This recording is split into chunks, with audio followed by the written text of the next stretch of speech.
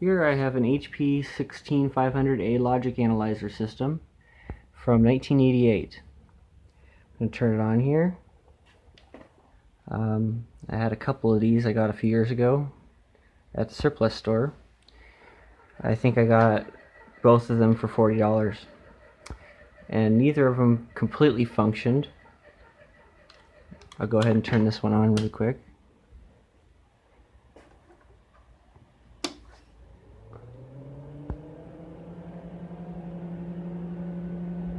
It'll count the memory.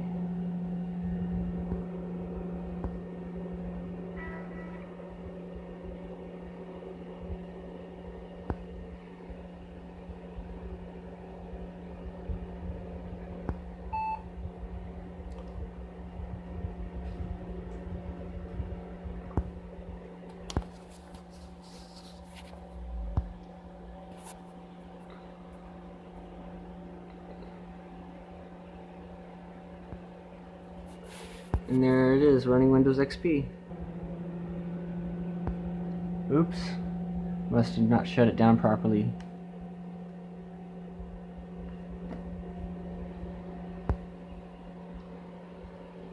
So it's looks like it's running a version of Windows 98.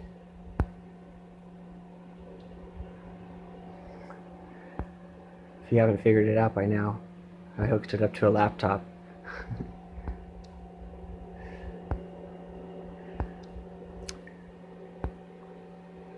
And this is a little color CRT, a Sony CHM 9001, and I rewired it to hook up to a VGA port.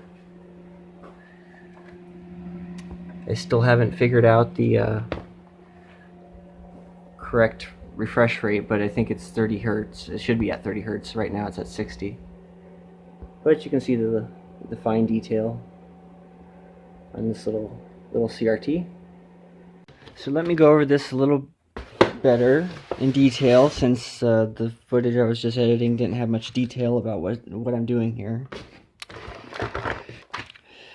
Okay, so this logic analyzer is from 1988, and it had a touch screen color monitor, and it used infrared for the touch screen. And I have two of these, and they both turn on and pass all the tests, but they don't do anything because I don't have the plug-in modules at all. All I got with them was the motherboard, the main motherboard here, and the power supply, and the monitor. Now these two units, one of them was used in a lab for 10-15 years. The other one was never used at all, so I have one monitor in here that's out of the case, but it's a brand new tube. It's never been used well, it hasn't been used much at all, so it's like a brand new tube. And the one here, this is the one that's worn down and kind of dim and has spider webs inside.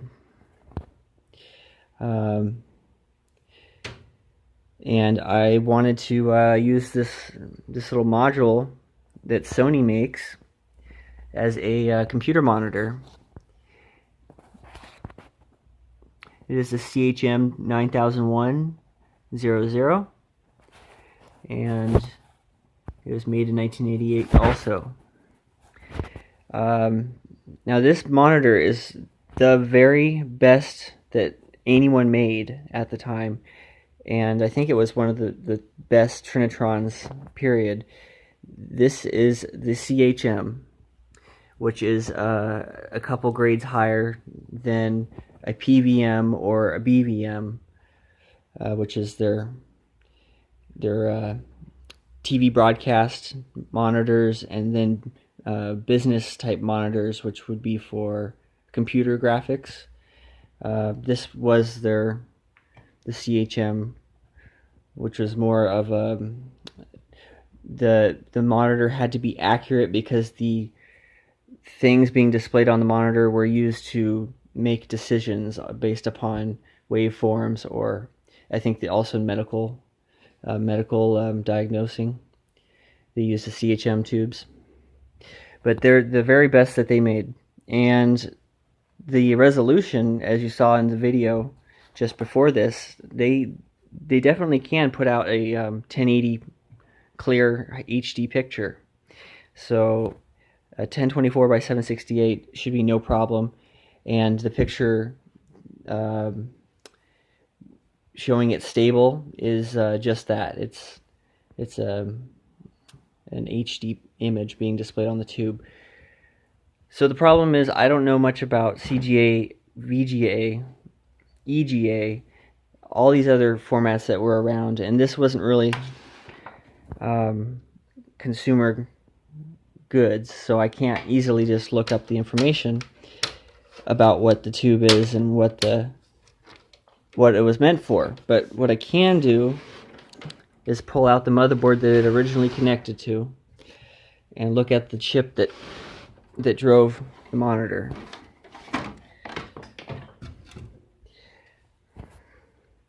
So this is the floppy drive connector port.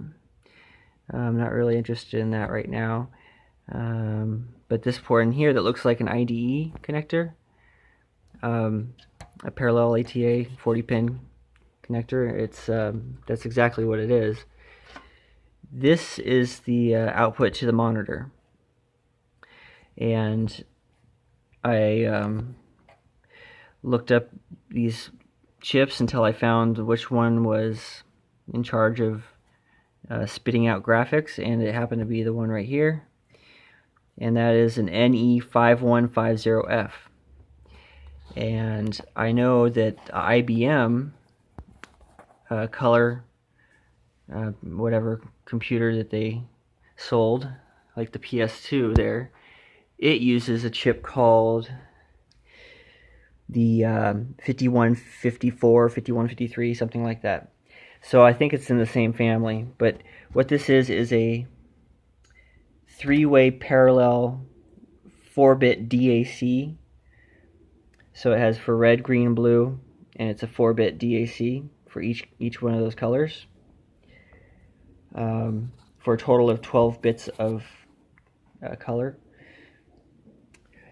And that comes to a total of 16 colors for the system. It was limited in other ways, but they advertised it as having 16 colors.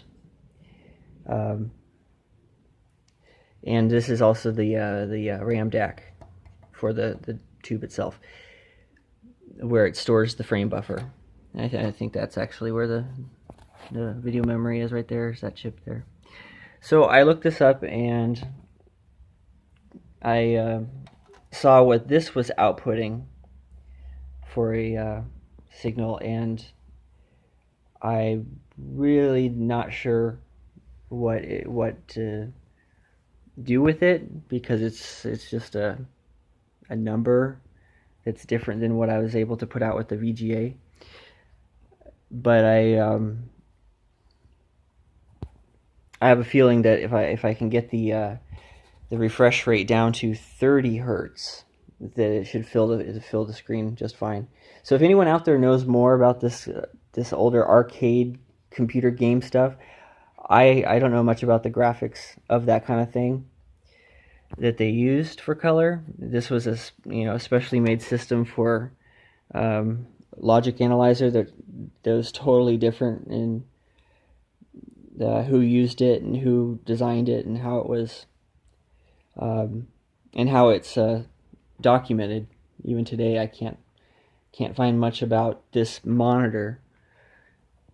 But if I search on Google about Sony monitors, the PVM, BVM, I get a bunch of gamers that like to play Nintendo, and then there's nothing at all about this kind of monitor. So it's very, very similar, very, very similar. I just I'm not sure how I'm going to be able to generate that kind of signal right now. The other option was to modify this board here. There's probably a chip, whatever drives the X and the Y, because it's not a multi-sync monitor. It's set to one fixed frequency refresh rate, and when it's not correct, it does just what you saw. It'll tear or go crazy, and that one where it stayed stable was as close as I could get it. So yeah, there's the chip itself. It outputs vertical, horizontal from these two pins right here, and the red, green, and blue are one pin there, one pin there, one pin there, and everything else is not connected. And I was thinking I might try hooking up the original vertical and horizontal coming off this board, and then hook up the 3 red, green, and blue from the external device, and see what kind of image I get. I don't know how it would synchronize properly, but it might it look cool or something. While I'm here, this is the Logic Analyzer motherboard. It has built-in Pong, and wait, no, it has built-in Breakout, Super Breakout. You use the little thing here to play it. And it's running a 68,000 Motorola 68,000 CPU with 2 megs of RAM here. And the other board from the other one I had, it has a very similar chip. Different kind of memory though. Okay, the cable I made, I just soldered took a VGA cable and soldered the 5 coaxial shielded connectors. So this is a VGA cable on this, or what are these called? This is not VGA. This has a name, DB9000 or DB15. I can't remember. But this kind of connector, this one, the analog video connector. If you cut one in half, a good one will have 5 shielded coaxial cables inside. These are usually coated with a foil all the way around.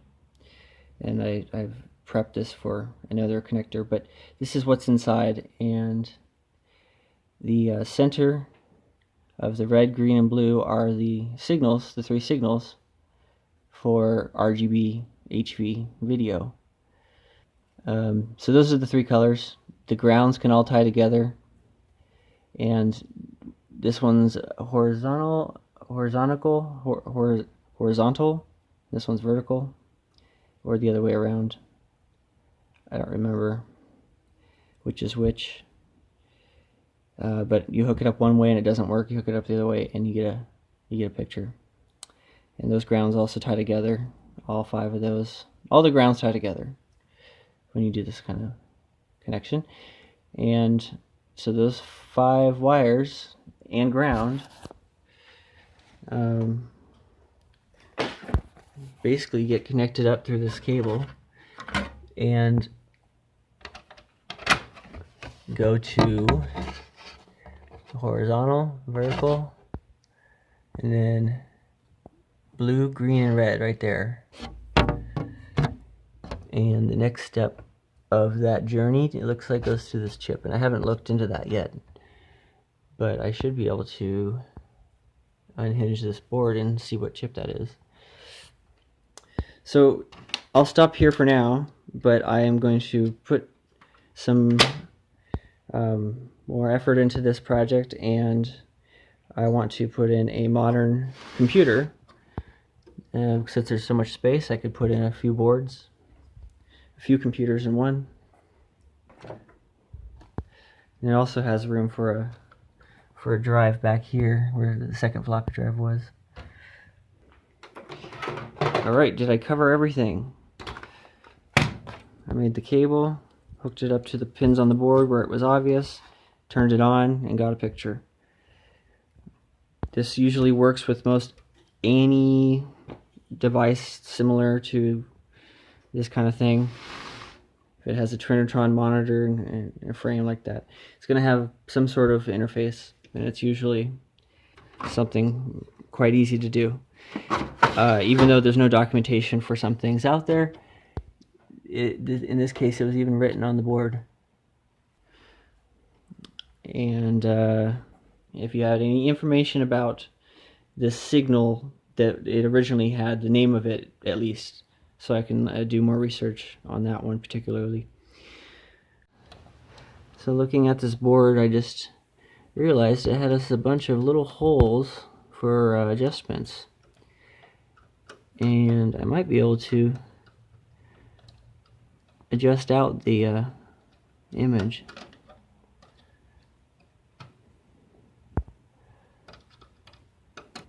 It should come off.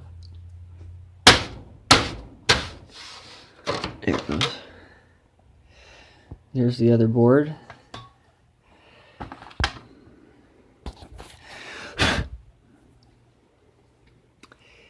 That has the flyback on it, and there, horizontal size. I'm going to try adjusting that actually. I don't know if it'll take up the whole half frame that I need, but that's the adjustment that might work.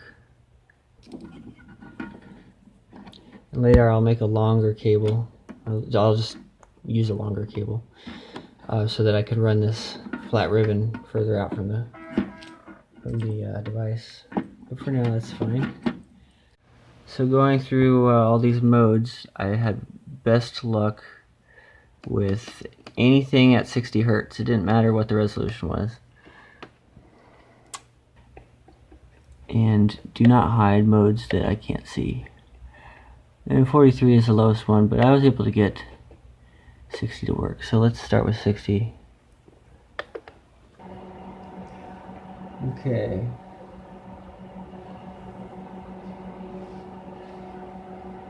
So, horizontal size. That's right here.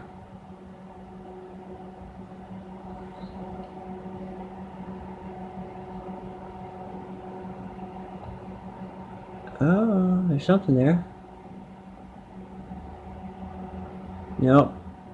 It's not going to take it all the way out like you need. Okay.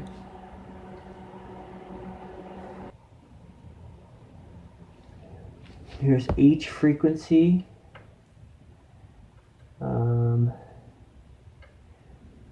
V height.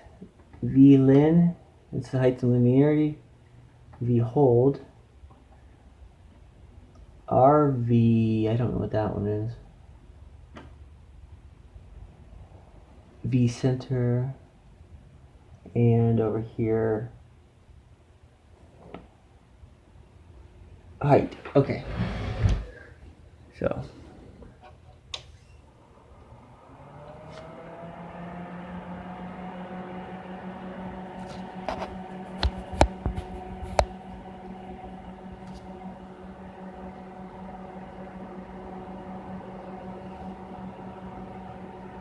I'm going to try V frequency, see what that does. H frequency. Oh, that changes the side to side.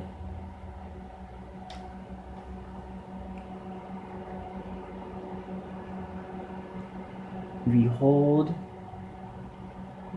This is the vertical hold. You used to set this to make your picture stop rolling. Yeah.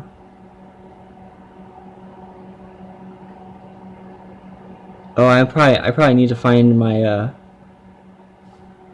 my horizontal hold.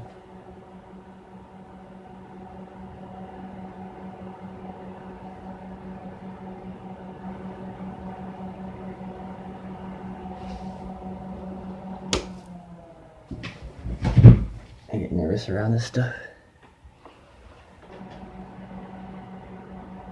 Height, linearity, hold. I don't know what this one is. Let's try this one. No, it's my pin cushion.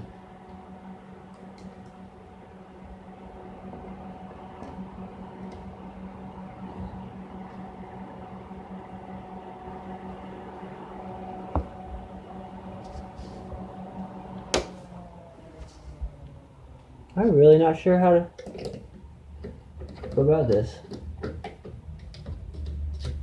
All those cobwebs out of here. So yeah, if I want to just adjust it for the frequencies I'm using.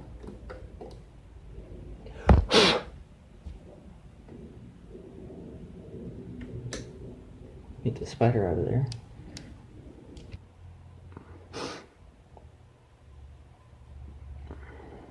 Well, that's as far as I'll go for right now.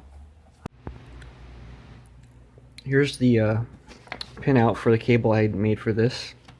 It's just 5 wires, and it's using like a 40-pin IDE ribbon cable to carry just the 5 pins.